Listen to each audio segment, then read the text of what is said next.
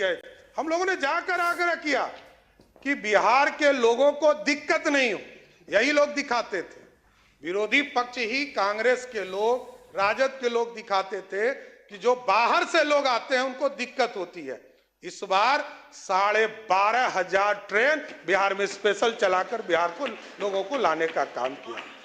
और स्वाभाविक ये लोग अब इस प्रश्न उठा रहे हैं, जिसने इलेक्शन कमीशन को पॉकेट में रखा है, लोकतंत्र की हत्या की है, और नीतीश कुमार जी यहां मुख्यमंत्री हैं।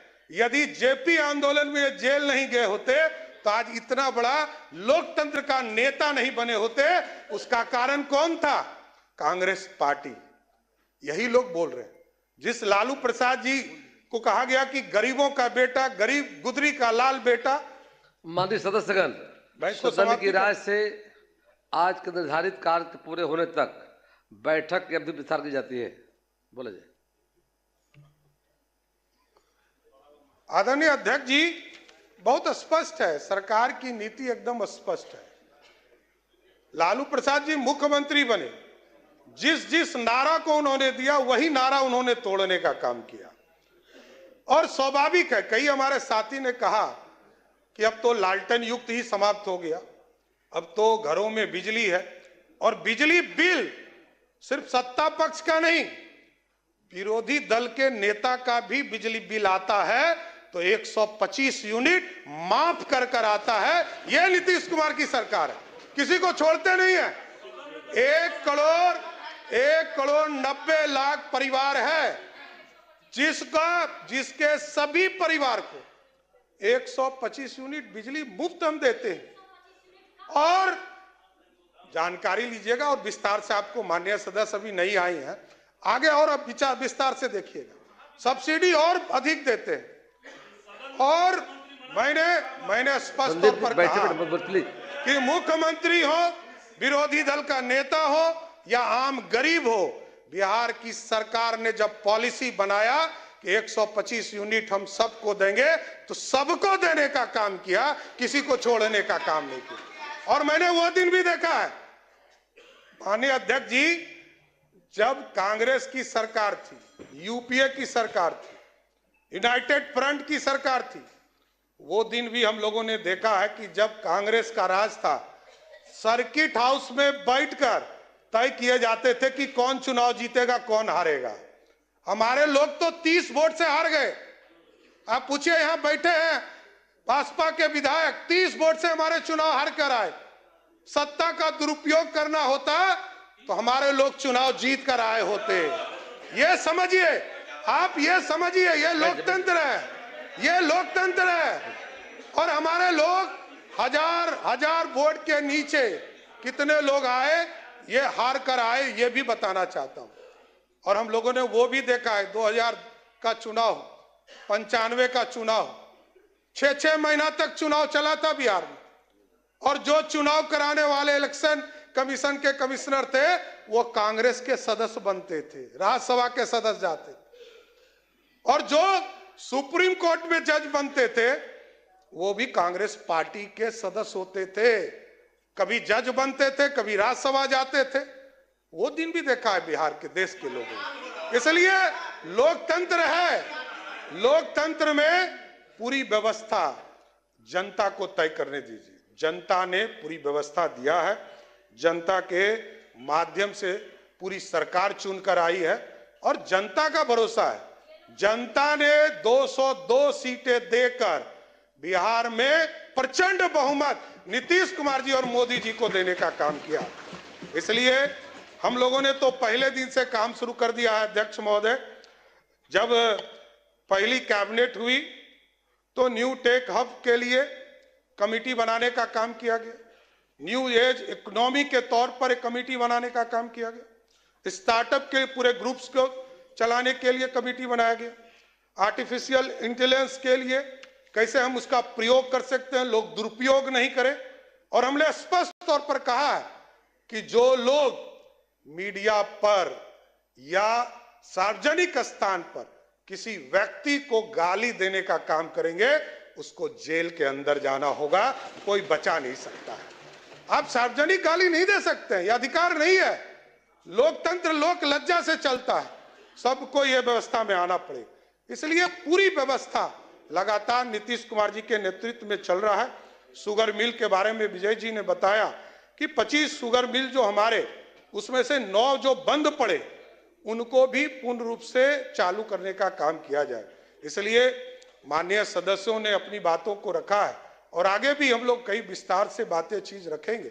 लेकिन मैं अध्यक्ष जी आपके माध्यम से जरूर आग्रह करूंगा सभी माननीय सदस्यों से, कई लोग नए सदस्य हैं, सबको एक ट्रेनिंग भी दीजिए आगे के दिनों में कैसे लोकतंत्र चले और लोकतंत्र अच्छे से चले। लेकिन आज जरूर आग्रह करूंगा कि राज्यपाल अभिभाषण में जो आज वाद विवाद हुआ है इसको आप लोग पारित करने का काम करें और महामहिम राज्यपाल को धन्यवाद देने का काम जरूर इस सदन करें। धन्यवाद। माननीय सदस्यगण, तो देखिए, शीतकालीन सत्र के दौरान आप डिप्टी सीएम सम्राट चौधरी को सुन रहे थे। बढ़ते आगे, बिहार विधानसभा के शीतकालीन सत्र के चौथे दिन राज्यपाल के अभिभाषण पर चर्चा हुई और चर्चा की शुरुआत करते हुए नीतीश कुमार केंद्र से मिलने वाली मदद के लिए पीएम मोदी की तारीफ करते नजर आए। सीएम नीतीश कुमार ने कहा कि बिहार के विकास में केंद्र सरकार ने भी कितना बड़ा सहयोग किया है। 2024 के बजट में बिहार को विशेष आर्थिक सहायता के रूप में सड़क, उद्योग, स्वास्थ्य, पर्यटन, बाढ़ नियंत्रण के लिए बड़ी राशि देने की घोषणा की गई। इन सब के लिए पीएम मोदी का नमन करते हैं। सीएम ने सदन में सभी लोगों से हाथ उठाकर पीएम मोदी को नमन करने को कहा। मखाना बोर्ड, एयरपोर्ट की स्थापना, पश्चिमी कोसी नहर के लिए वित्तीय सहायता आदि की घोषणा की गई है। और फिर वर्ष 2018 में देश के कुछ राज्यों में खेलो इंडिया यूथ गेम्स का आयोजन हुआ था। अब इस वर्ष खेलो इंडिया यूथ गेम्स का आयोजन बिहार में हुआ है, जो गौरव की बात है। इन सब के लिए आदरणीय प्रधानमंत्री श्री नरेंद्र मोदी जी का हम नमन करते हैं। सब करिए ना नमन, तो एक बार हाथ उठा के बढ़ाइए। सब काम किए, सब कुछ कर रहे हैं। आप लोग काहे नहीं करते है? आप लोग भी कहिए, सबके लिए काम कर रहे हो सब तरह से, तो इसीलिए हम आपको कह रहे हैं।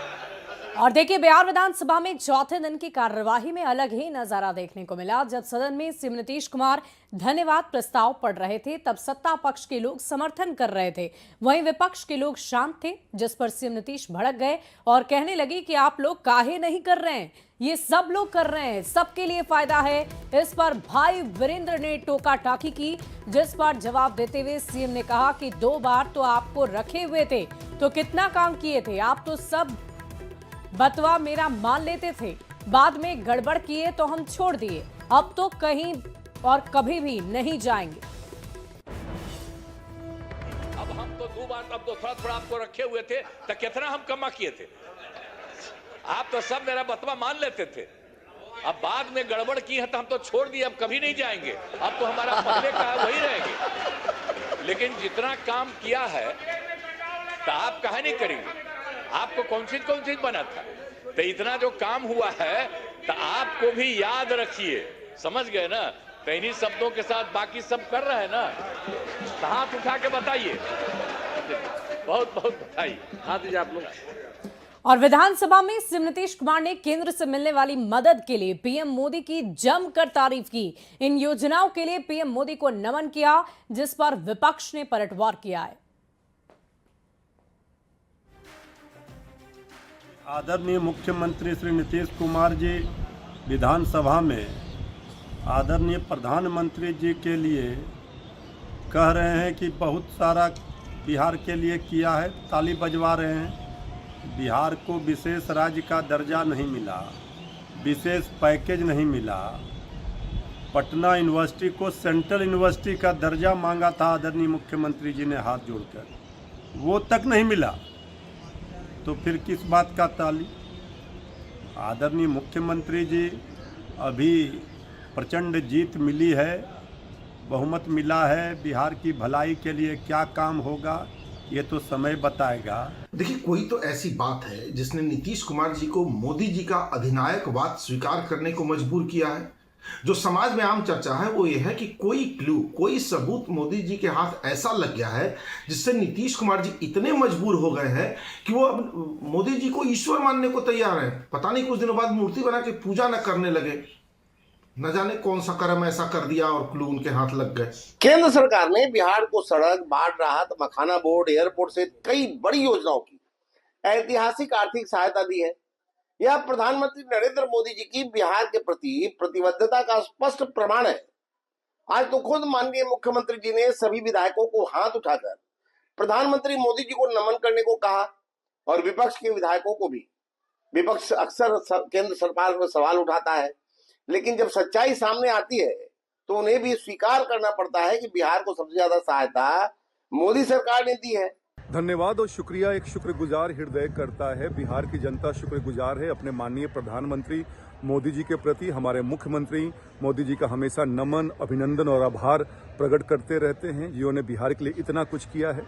निराशा होती है बिहार के विपक्ष के लिए, जिनको काम तो करना नहीं है पर कृतज्ञता भी जाहिर नहीं करते हैं मोदी जी के प्रति, जो कि बेहद दुर्भाग्यपूर्ण है।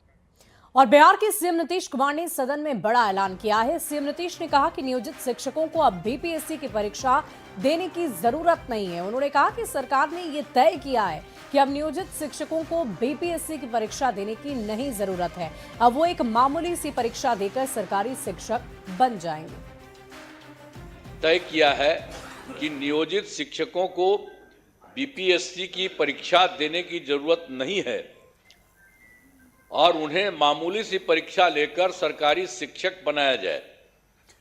तो इनके लिए उन्हें 5 मौके तय किए और अब तक 3 परीक्षाओं का आयोजन हो चुका है, जिसमें 2,62,000 नियोजित शिक्षक पास हो गए हैं।